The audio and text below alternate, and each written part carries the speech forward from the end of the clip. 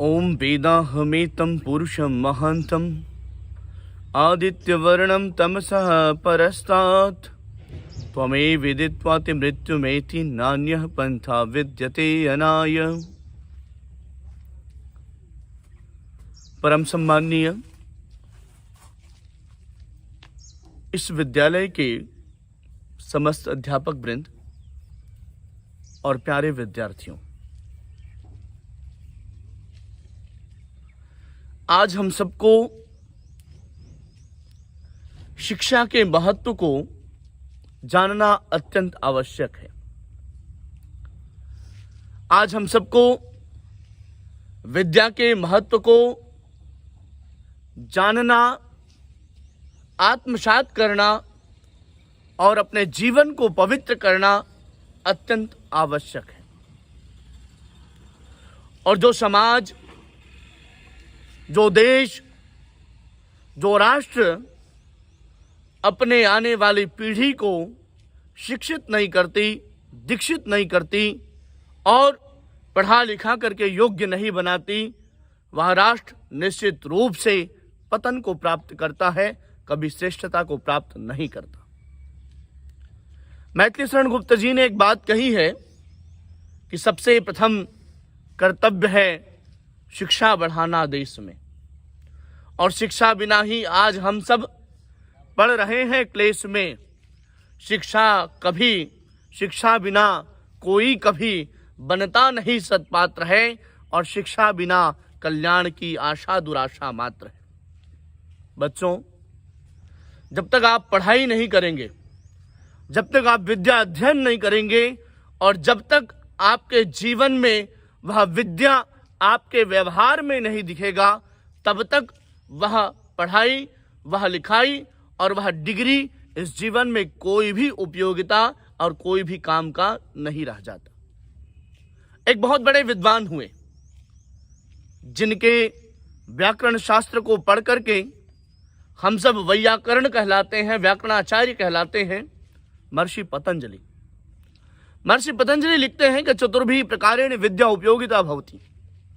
ध्यान रखिएगा, चतुर्भी प्रकारेण विद्या उपयोगिता भवति, अर्थात हमारे जीवन में 4 प्रकार से हमको शिक्षा की प्राप्ति होती है, विद्या की प्राप्ति होती है।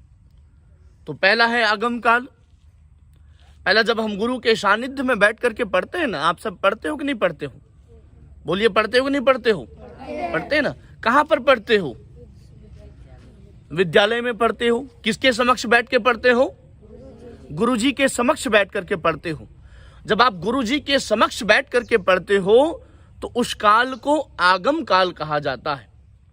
जब आप गुरुजी के सानिध्य में रहते हो, पढ़ते हो, वो आगम का काल कहलाता है, जब आप गुरुजी से शिक्षा प्राप्त करते हो और पढ़ते हो।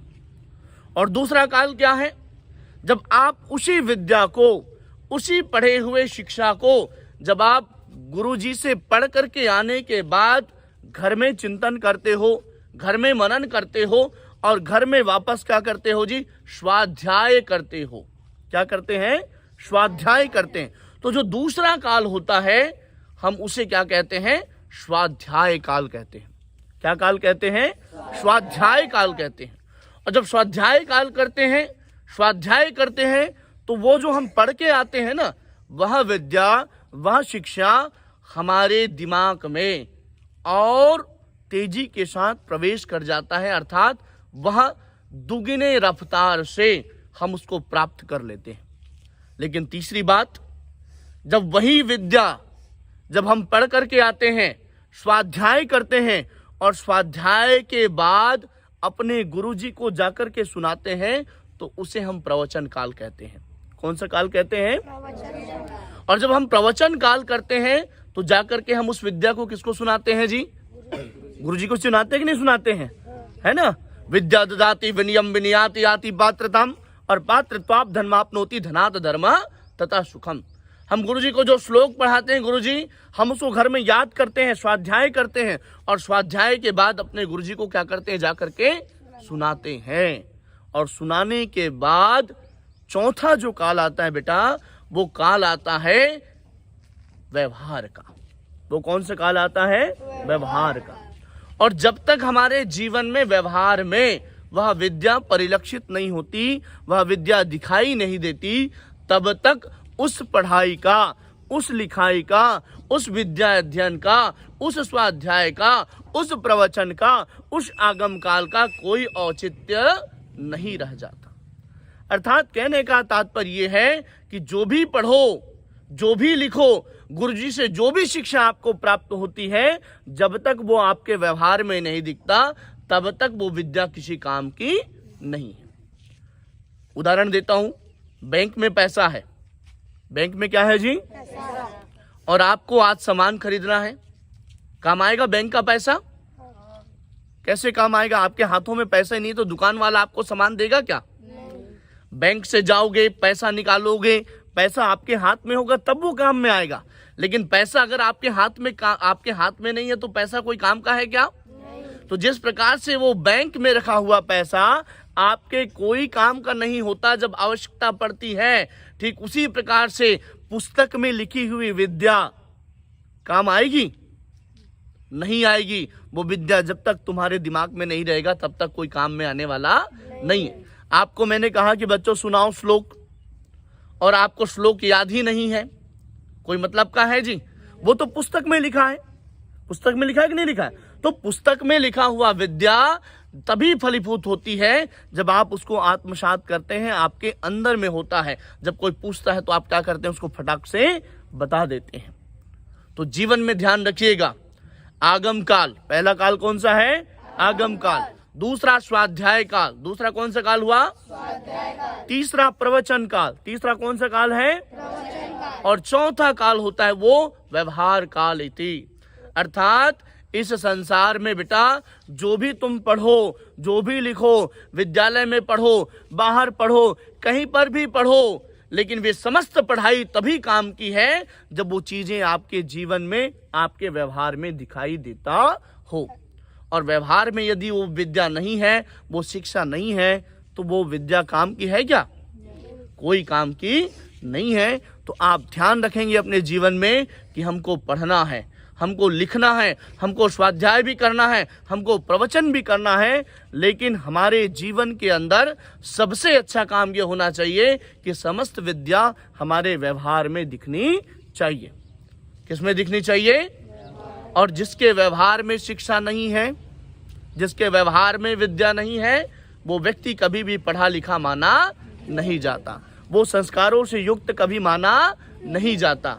आपको नमस्ते करना सिखला दिया गया, आपको नमस्ते करना सिखला दिया गया, आपने नमस्ते करना जान लिया, लेकिन आपने किसी को नमस्ते नहीं किया, तो मेरा बताना और आपका जानना कोई काम का रहा क्या? नहीं रहा ना। तो ध्यान रखिएगा, अपने जीवन में यदि आपको सफलता प्राप्त करनी है, आपको आईपीएस, आईएएस, बड़े बड़े अधिकारी बनना है, तो आप पढ़िए।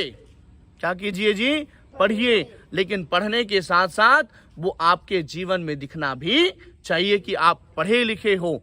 और पढ़े लिखे होकर के यदि आपके जीवन पे यह विद्या दिखता नहीं है तो उस पढ़ाई का काम कुछ भी नहीं है। जैसे बैंक में पड़ा हुआ धन समय पर काम नहीं आता, ठीक उसी प्रकार से पुस्तक में लिखा हुआ विद्या भी कोई काम का नहीं है जब वो हमारे दिमाग में नहीं है।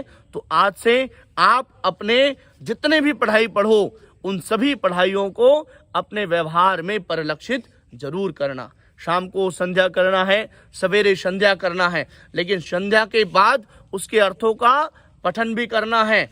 पढ़ने के बाद मन में लाना भी है। मन में ला के बाद क्या करोगे जी? अपने विचारों से उसको अपने व्यवहारों में प्रदर्शित करोगे कि हाँ, मैं संध्या कर रहा हूँ, परमपिता परमात्मा की उपासना कर रहा हूँ, ब्रह्म यज्ञ कर रहा हूँ। क्यों कर रहा हूँ? क्योंकि वह परमपिता परमात्मा ने हमको यह जीवन दिया, उसका हमें धन्यवाद करना है। करना है कि नहीं करना है जी? एक लोटा पानी वालों का तो बहुत धन्यवाद करते हो, तो जिसने पानी का पूरा इतना बड़ा समुद्र बना दिया है, नदियां बना दी है, नल बना दिया है, धरती के अंदर पानी, ऊपर के अंदर पानी, उस परमात्मा की कितनी धन्यवाद करनी चाहिए? कितना करना चाहिए जी? बहुत ज्यादा करना चाहिए नहीं? तो आइए हम अपने जीवन में शिक्षा के महत्व को समझें और उस शिक्षा को अपने व्यवहारों में प्रस्तुत करें। इन्हीं शुभकामनाओं के साथ आज के इस प्रातःकालीन वेला में मेरा विनम्र आप सबसे प्रार्थना है कि जो भी कुछ पढ़ो तुम अपने जीवन में धारण करो, और जब धारण करोगे बेटा तो वो तुम्हारा धर्म बनेगा। और कहते हैं हर एक व्यक्ति को धर्म का जो पालन करता है उसकी रक्षा धर्म करता है। जो धर्म का पालन करता है वो जीवन में सुखी होता है, जो धर्म का पालन करता है वो जीवन में उन्नति को प्राप्त करता है। तो आज आप विद्यार्थी हैं और आपका धर्म क्या है? पढ़ाई करना। आपका धर्म क्या है जी? पढ़ाई करना, और अपने जीवन में उसको धारण करना। बहुत बहुत शुभकामनाएं, बहुत बहुत आप सबको आशीर्वाद।